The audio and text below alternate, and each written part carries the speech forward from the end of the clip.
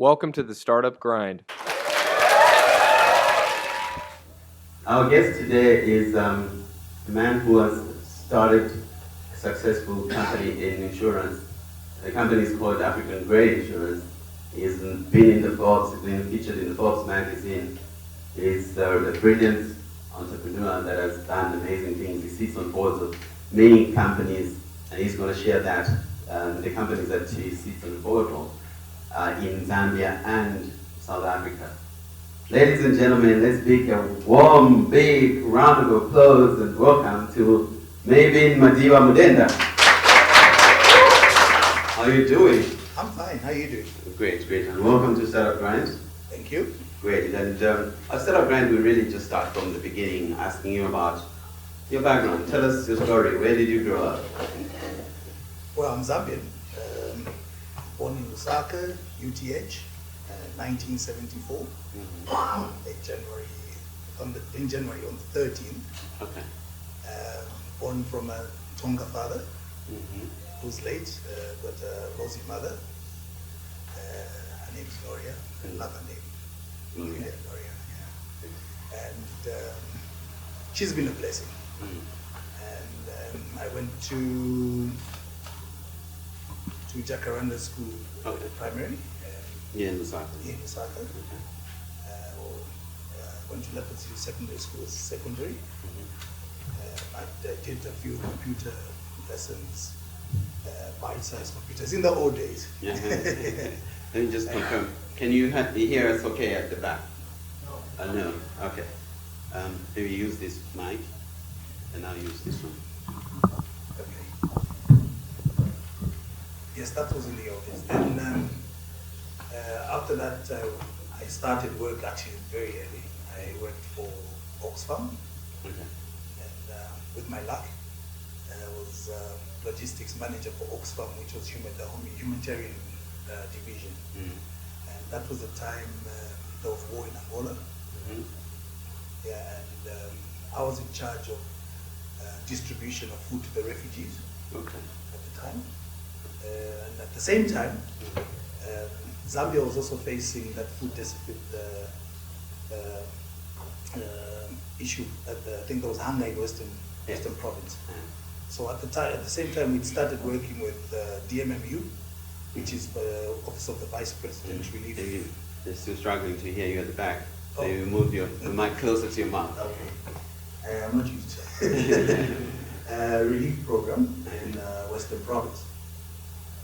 So I was based under Oxfam in Western Province. I was there for 6 months. I stayed in Shangombo and Nangweshi. Wow. But I would always come into town every 2 weeks and also travel to, I would report to Pretoria office, which was RMK, which was like a regional office for Africa. So we'd all report there for our reporting, what's happening in our sections and what's happening with any diseases in the refugee camps, and any rebel attacks at the time. Yeah, so that was basically what I was doing at the time. And then when Savimbi died, we then now had to repatriate all the refugees back to Angola. And I was supposed to come back to Lusaka because the program had ended. Okay. Yeah, so. And when was that? That was 2000. Okay. No, actually 1999. Great. I think just a little bit, you talked about your background and then the work that you started doing in Shangombo. Yes, and Nangweshi. Nangweshi. Yes. I know that's French to a lot of people, but I mean, that's the bush. Yes. Like in campaigns, people use Shangombo all the time. The people in Shangombo, meaning like it's most remote. Actually, Shangombo, the only thing you see there when you get there is a police station and a school. That's it. Yeah, and you have these missionaries that are there to educate people in Christ and the usual colonial kind of thing. Okay. Yeah. And that work, you said it was just from what you've done, your computer little training and all yes. that? Yeah, but then as I go on, I'll tell you what else I did. And then from there, you said that was in 2000? That was 1998. Okay. Yeah. And what did you do after that? Okay, so after the program, Mm-hmm. I was given another 30-day contract with UNHCR. Okay. Just to finish the whole refugee program. Since I've done a good job in Western Province, they hired me for the 30 days. Okay. So I went back into Western Province just to close up the whole program under UNHCR. Mm. So 2000 I had no job, and I was stuck. And there are no friends when you got nobody. That's right. So because I was running, I was logistics manager for the program. Yes. As we did procurement for vehicles and the fertilizer, basically commodities, assets, I had to insure them at the time. Okay. So I had made a relationship with two companies, which was Professional Insurance and Ziki Insurance, Mr. Samuel Colley. Okay. He lives next door. I see. Yeah. And Mr. Colley then asked me to say, look, your contract is come to an end. What are you going to do? I said, well, I'll see if I can find a job. He says to me, why don't you just become an agent? I said, agent, I've never done insurance, and you know, like every other Zambian, insurance is French. Yes, that's true. And I thought, insurance? Okay, how does it work? I said, no, I'll teach you how to go about it. So that's how I got into City Insurance as an agent. Okay. And what year was that? That was now 2000. Okay. Yeah, 2000, sorry. So as I started, Mr. Kony introduced me to a gentleman called Charles Makosi, Okay. Mr. Makosi, who's now MD for Zambia State Insurance, Okay. the general division. And Mr. Makosi ran me through a few policies, but I caught on very quickly. In the 1 week, I'd already started selling. My first client then was your finance minister, Mr. Alexander Chukwan, who gave me 2 vehicles to insure. At the time, I didn't understand. All I did was collect a copy of the white book, take it to the insurance company. Those people did the underwriting, and all I had to do was deliver the cover note and come back with a check.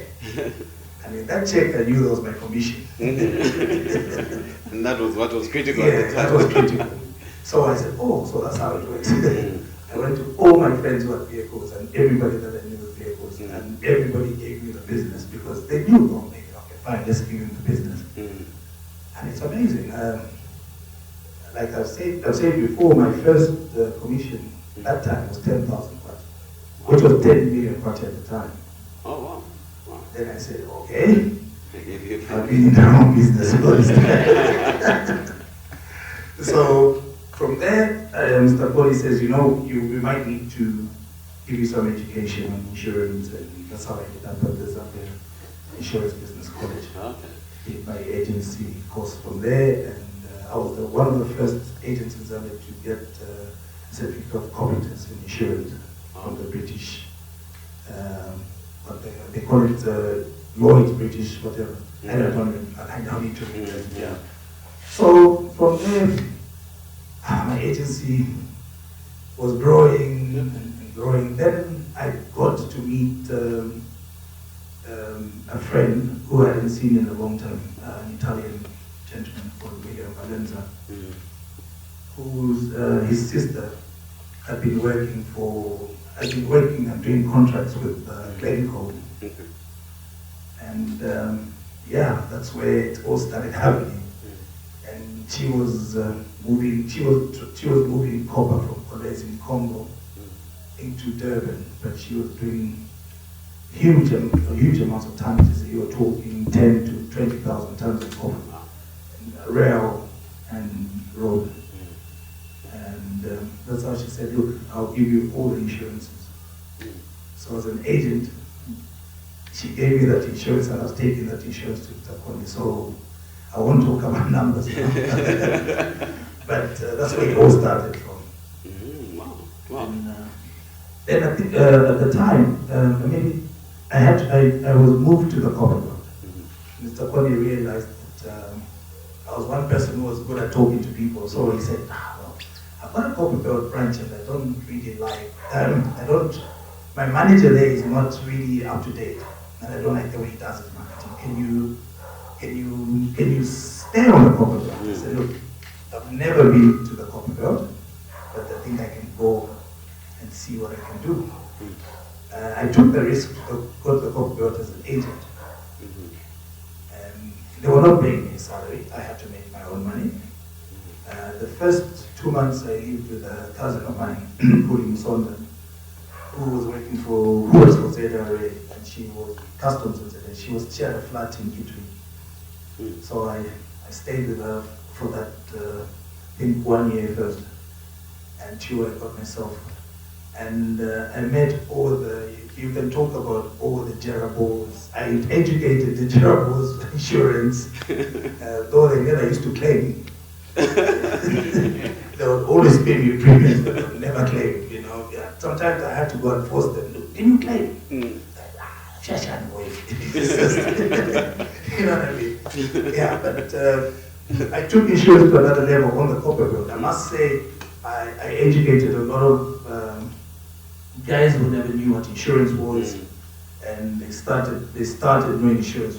Even now, I pick up people from Kitui that would call me, so insurance, you know, the kind of thing.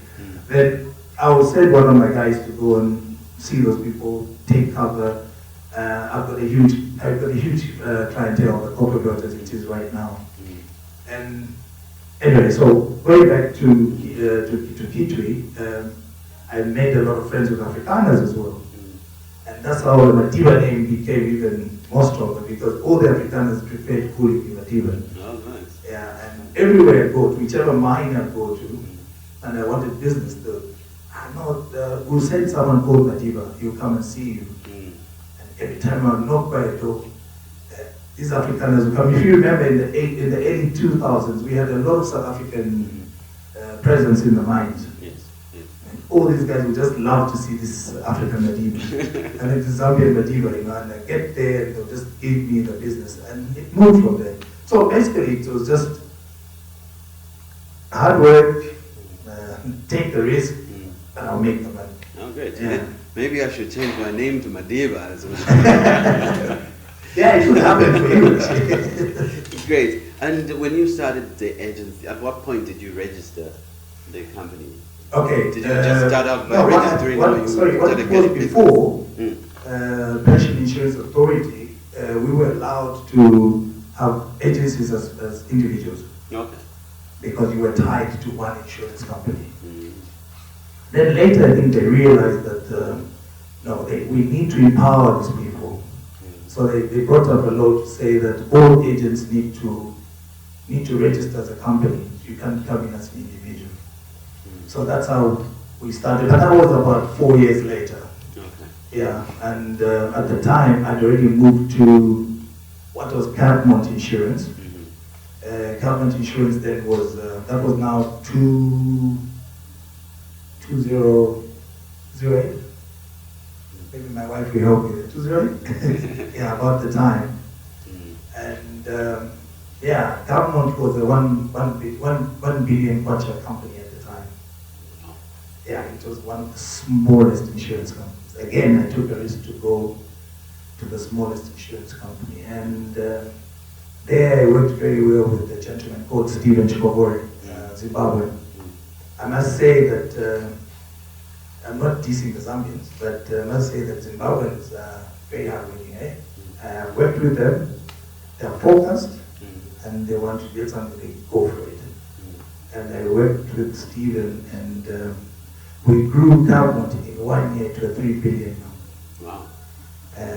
The next year, it went up to, if I remember, it went up to 6 billion.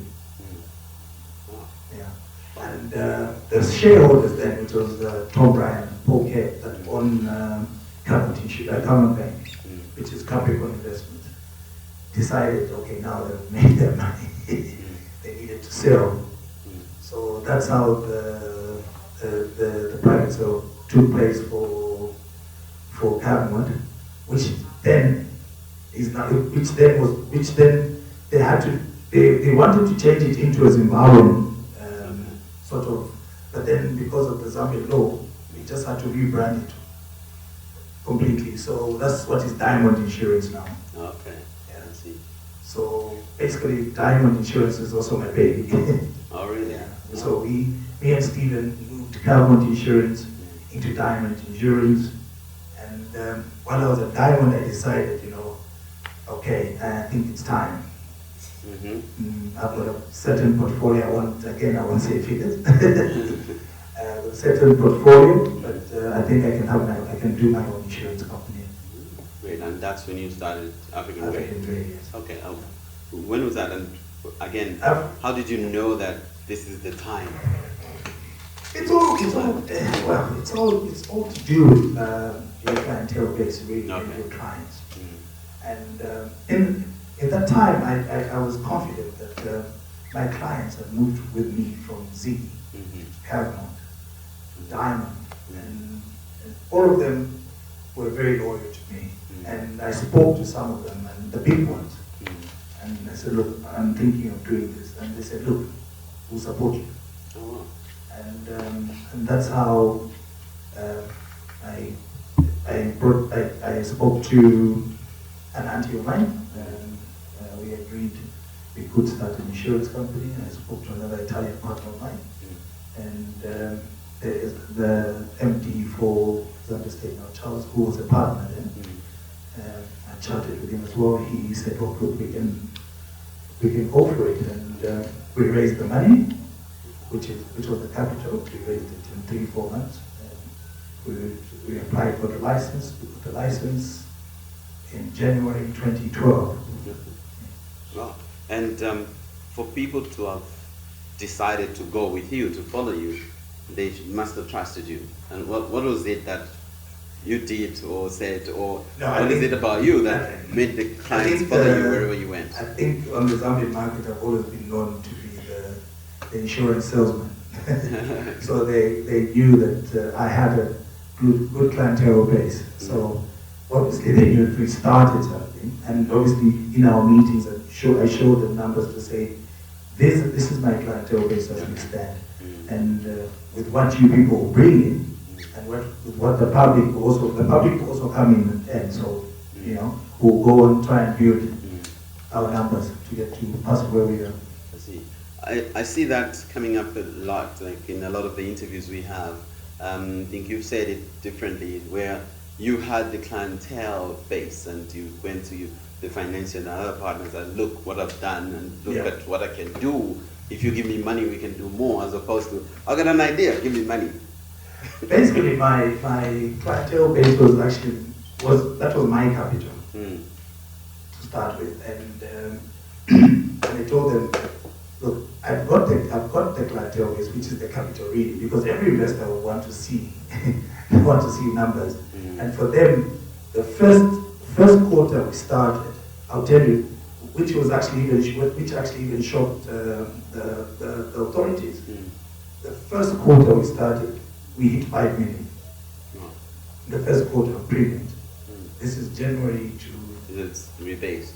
Yes, it was 5 million. 5 million, yeah. Rebased. And I think even the shareholders were like, wow, okay, let's move. So we didn't even take a lot of time to actually just say, look, let's just fully capitalize the company.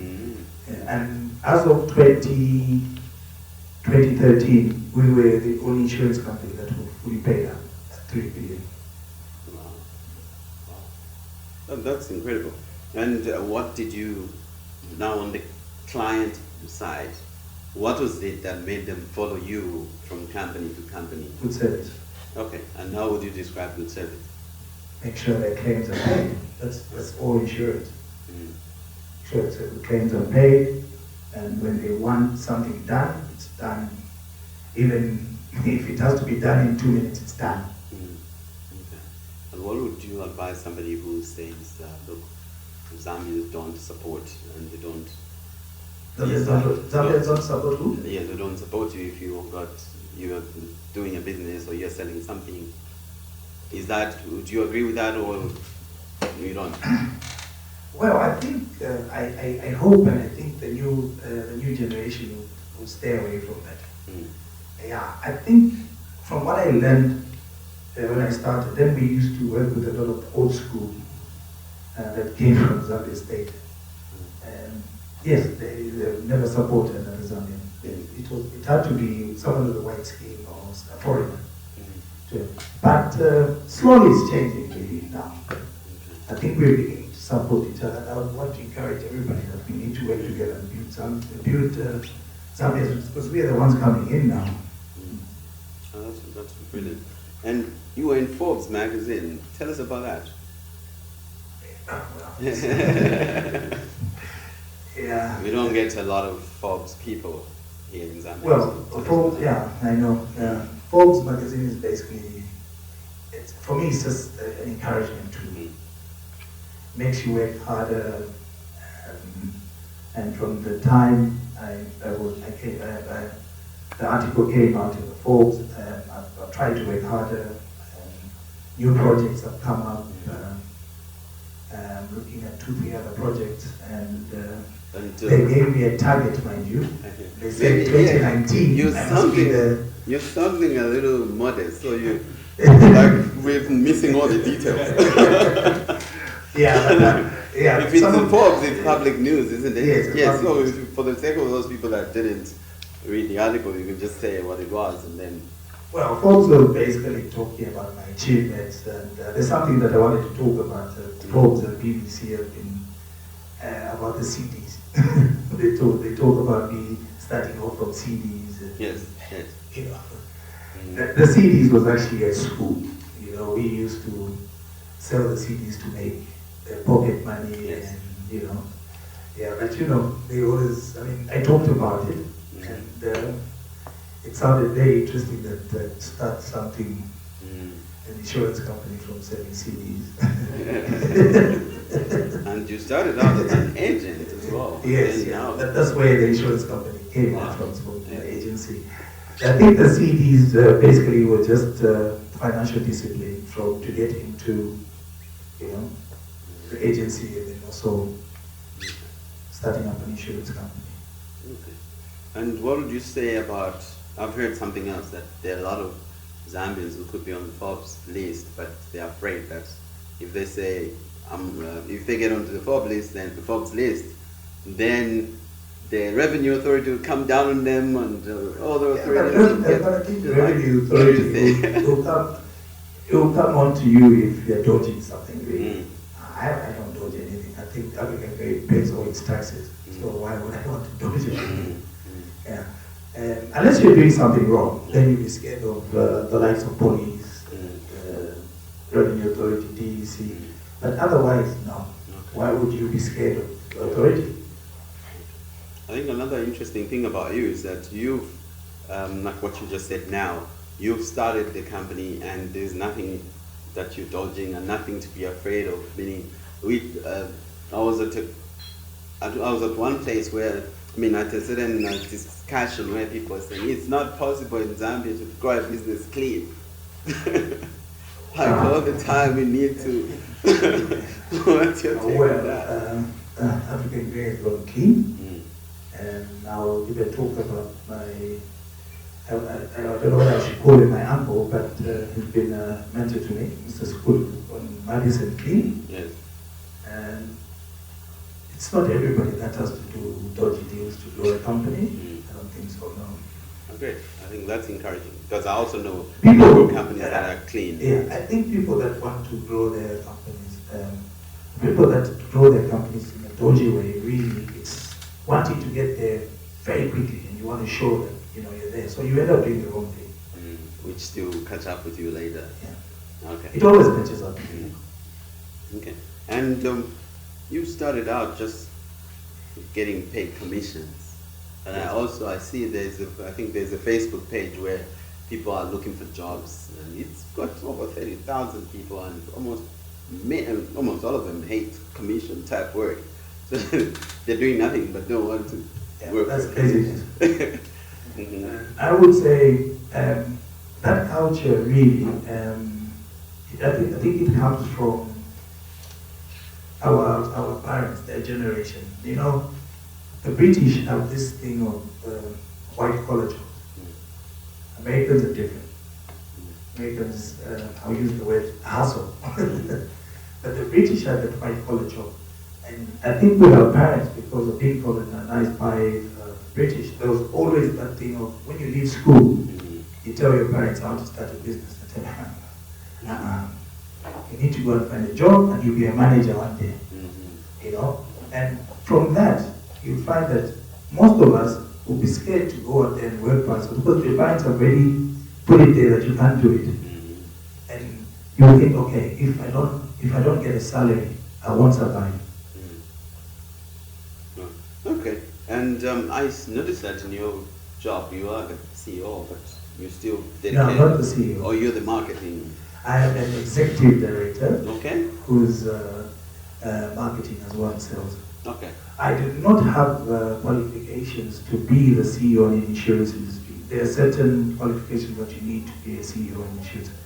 And for me, I'm not interested to be a CEO. My interest is to create companies and employ people. That's a mindset that a lot of people actually don't have. Is saying, if I found a company, I must run it. No. I must be the CEO. I must put on my card CEO. No. For me, human capital is very important to me. I was discussing with some gentlemen before we started that, you know, it's important. Most Zambian businessmen fail because they want to be everything is him. You know, he'll do everything. But I believe you need to have different people to do different things. So human capital is always very important. For me, I've got the best CEO now, and she's very experienced. You know, and I learned a lot from her in terms of, you know, she tells me, look, Maybin, here I used to run a big organization. I think this way, here we should do it this way. I don't lose. You know, I'm gaining at the same time. And because I've got good employees, I'm the one to gain at the end of the day. Absolutely. Great. And tell us about the other companies that... I'm just a shareholder. Yeah. Tell us about it. Well, there's Genesis Finance.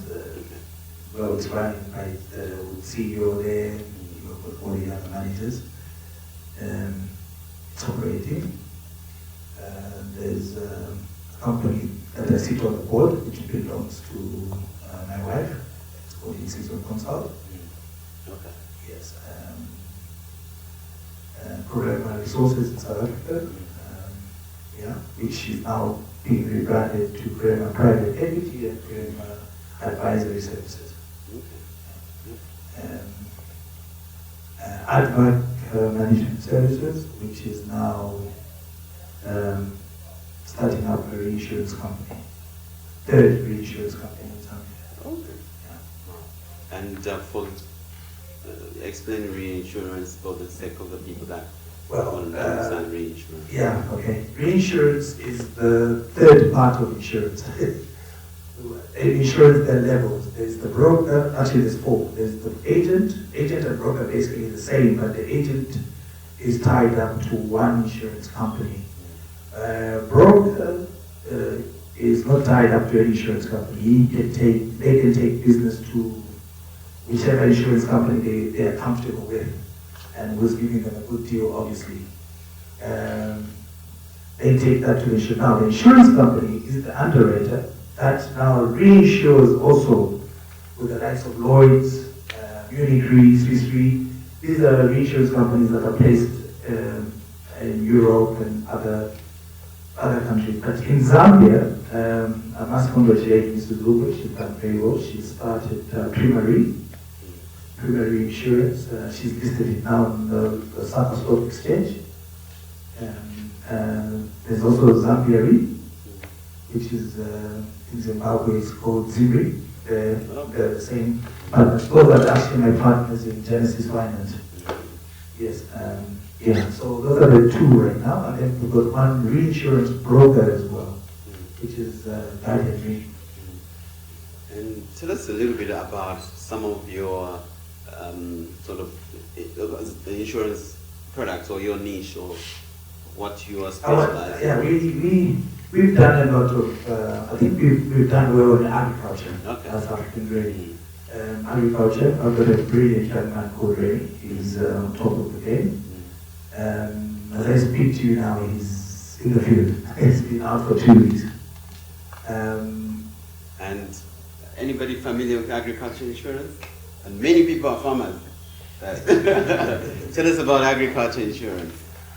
Well, I'm also learning agriculture insurance from Maybin, so but I've got to know where the seasons are and what risk we're going for at that time of the year. There are short insurance periods as well, usually, that we need to cover, like wheat, which is 3 months. What do people insure? They insure the crop. Okay. Yeah. If there's no livestock, rain, no hail. rain, then you get paid. Yeah, if it dries up. But most of these guys do irrigation now. Okay. Yeah, so you'll be surprised there's some small-scale farmers that are doing, there's some irrigation projects that are coming up with solar support, which are doing very well. Okay. Oh, great. All right. What are your thoughts about the Zambian startup and entrepreneurship scene? Okay, that actually, most Zambians, I think, have got brilliant ideas. I've met a lot of young Zambians with brilliant ideas, but it's always the money. Where do you get startups? Where do you going to get money? Probably I was one of the few lucky ones, I must say, that I got into an industry where you can, if you are disciplined, you can make money from you can make your capital from your commissions and maybe use your clientele base as capital.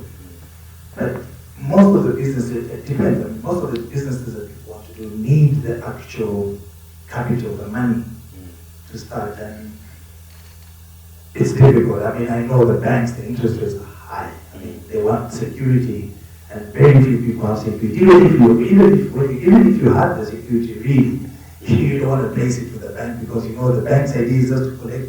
Yeah. that's their game. Yeah, anyway. they're not interested to see it succeed or fail, but no. It's like we've got the surety. Exactly. Yeah. So you must pay more money, But going forward, we must not be scared to go out there and take these risks. You know, risks are there. You meet challenges as well. Just go for it. I mean, if you can find someone that can borrow you money at a time at a cheaper rate, then even better. Okay. And so what would be some of the key things you tell someone who says, look, I've got an idea, I need money? Is money really the only hindrance? Yeah, that's what I say. That's why I say that I gave an example of myself. It also depends on what that person wants to do really. What do they want to do? There's so many ways of, there could be so many ways of finding the capital for what that person wants to do. If it's something easy. But I will have people who have come to me and say, I need to do this. And then when you think about it, it's something that they actually need the cash to go and start up this project. For example, someone wants to start up a small milling plant. He will need the money to buy the milling plant.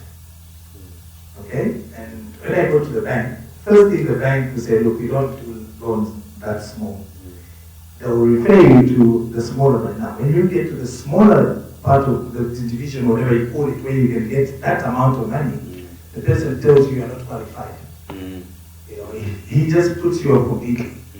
So what do you think needs to happen now in terms of support for enterprises in Zambia? Okay, my thought has always been, and this has worked in countries like South Africa. I'm exposed to South Africa a lot, and it has worked in that country in terms of government has started what they call Ministry of Young Entrepreneurs.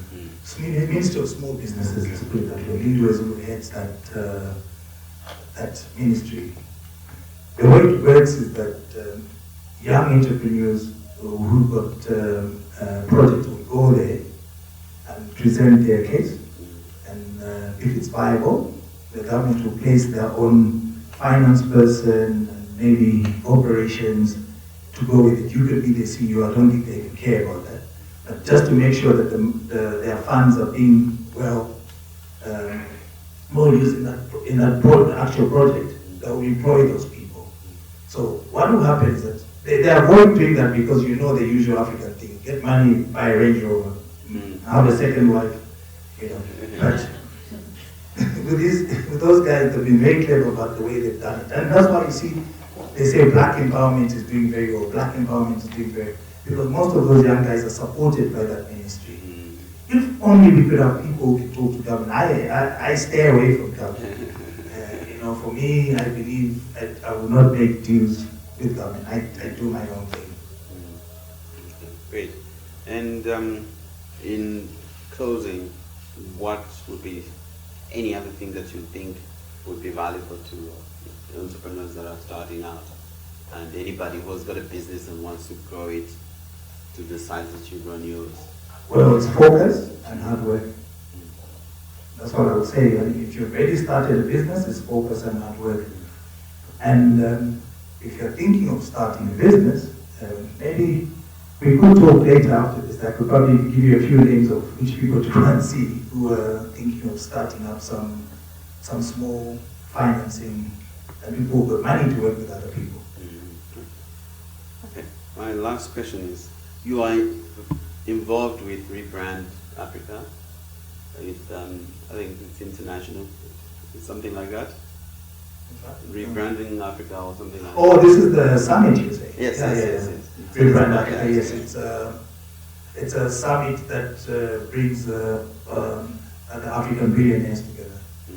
And this is the third year they're doing it. Yeah, they discuss about same thing really, how we're going to help entrepreneurs. But this is on another level because then we talk about forming foundations.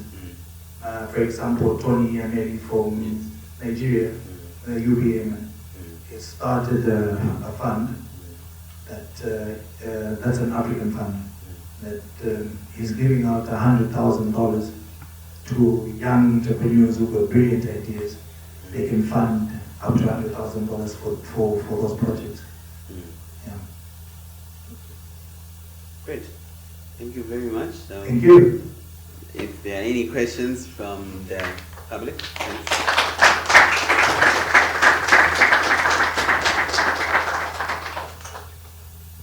Hi, just two questions for you. The first one really is around your current structure, your company where you are in marketing and you have your CEO. I knew it was going to come up. So who reports to who? And what sort of security does the CEO have or independent have when you're actually not the one who's fully in control of the company? And the second one is just, I want to get an understanding from your own experience. What do you find to be the biggest challenge for startups in this country? I actually like the first question, and I knew it was coming. Okay, first I must tell you that I am not going to be there in the next year because we've had that discussion, and that is corporate governance really. It will always sound like you're undermining your CEO. Yes, at the moment I report to the CEO. And we've kept it at that. She's the boss, she will always be the boss. But still, there's always that, for example, I've got clients, just like today, I've got clients where CEO makes a decision, no, this can't be done. And this fellow calls me from Kitwe, no, I need this today. And I'll talk to Maybin. So he called me and then I said, okay, we'll do it. Not realizing the CEO was, yeah. So I called her and said, look, this thing. She said, no, I don't refuse. I said, oh my God, but I told you we could do it. So already there's that, and with all these things happening, I think that kind of structure is not going to happen anymore because I'll have to move out. and sit in an investment office now. The second question was, what advice do I have for upcoming entrepreneurs?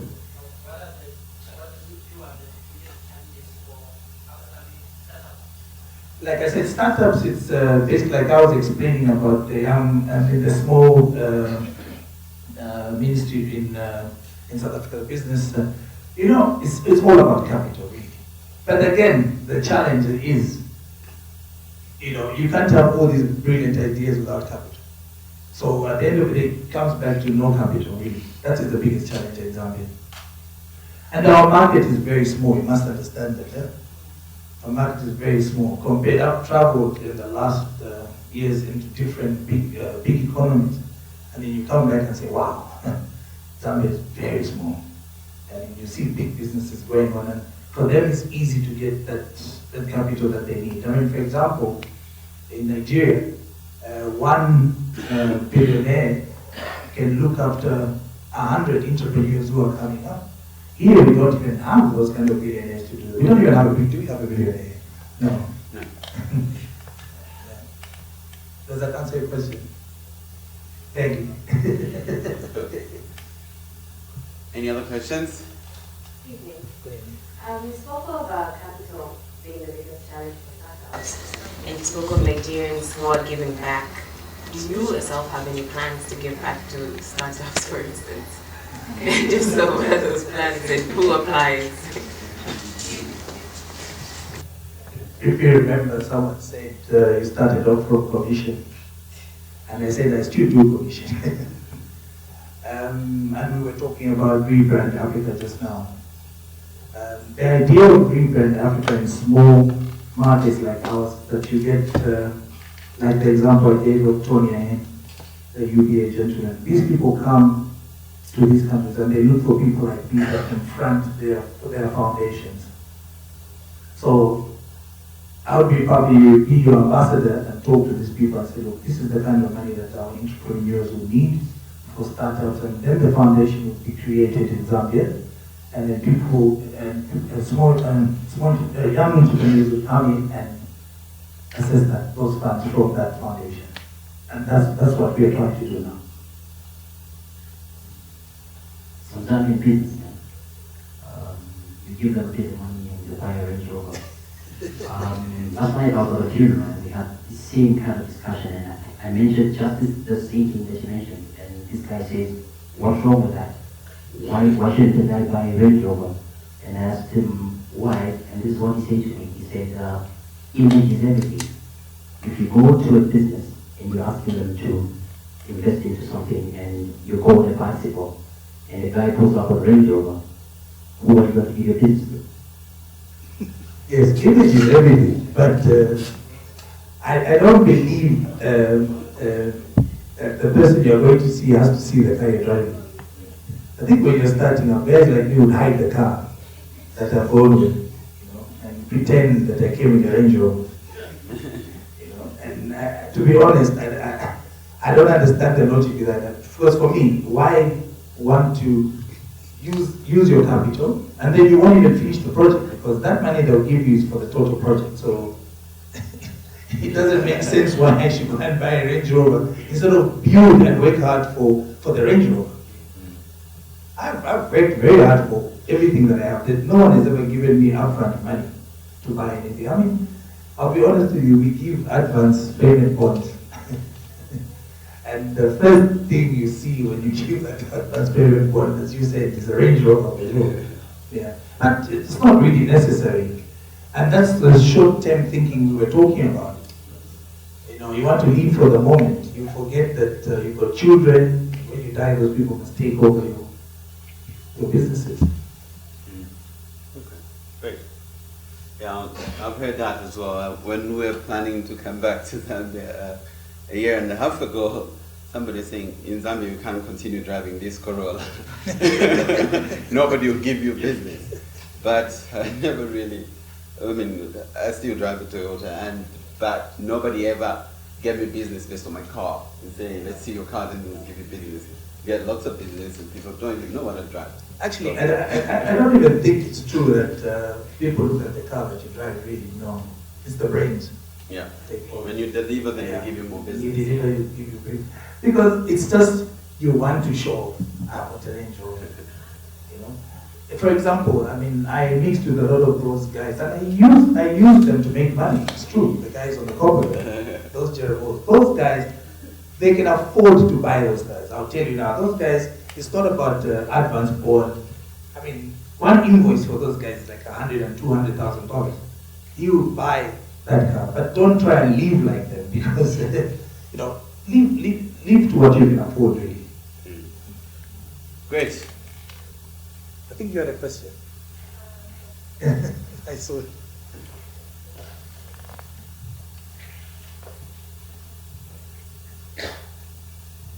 I just wanted to find out, you were talking about that you have plans to give back, in a sense, as in to help entrepreneurs through Rebrand Africa. When you say that you're going to do that, would that be in terms of providing loans, grants, investments? What exactly what exactly does Rebrand Africa do? Firstly, Rebrand Africa is just a conference, and it's a conference that brings up different people with money that can. You just exchange ideas of how you can help, and if they do find the right person that they can trust with their fund, then they start up. Nobody will ever give you free money, by the way. So it's obviously in a loan, some sort of a loan that they give you the money, and it's called small. It's basically small time equity, which will be 5 to 6 years. They'll give you $100,000. You do your business, but they will control the money for you. Yeah. So you do the business, and from there, in that 5 years, you're basically paying back. So there are no profits until you get to 5 years. So you won't see a Range Rover in that 5 years. Until the money is paid back. Then they pull out, because that 5 years is the period that they'll give you that money for. Yeah. So that's why your business plan must make a lot of sense. But like I said, when I was talking about branding, actually, what I've learned about branding is that it's actually the key to the business. So even when you are going to get a loan, your branding must sell for you. Because even the bank looks at the brand and they're like, oh, okay, now this brand, I've seen it before. I think this is a viable business. Business is a psychology, really.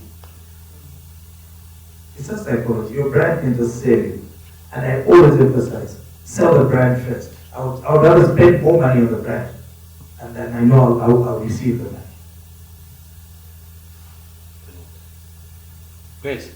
Thank you very much, Maybin. Thank you for taking time to share your experience, your wisdom, your knowledge with us. And I'm sure many of us are really inspired by your story and your insights. Thank you very much. It's really